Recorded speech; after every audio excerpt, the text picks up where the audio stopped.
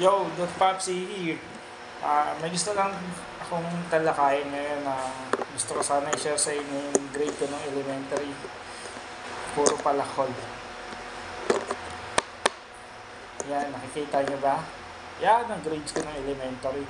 Hindi ko kinakaya yan. Sus, basic lang yan.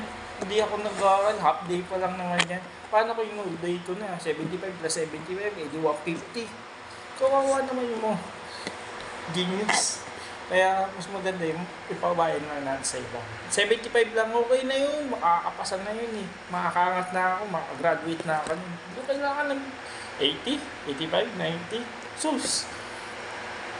O, i-challenge natin yung mga top student, mga 90, line of 9 ang grade. Kunin nila yung grade na 75 kung kaya nila. Kasi ba hindi nila kaya yun? Kami lang nakakagawa nun.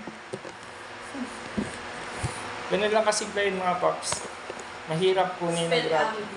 Tingnan, panoorin nyo yung sinabi ng dating Pangulo natin, President Duterte. Panoorin nyo guys. Masyado mag-aral.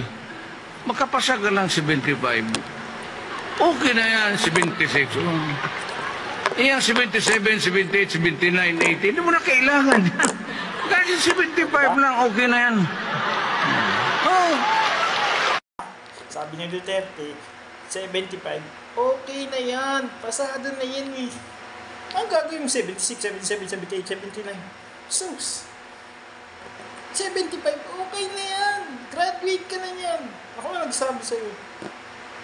Diba? Oh.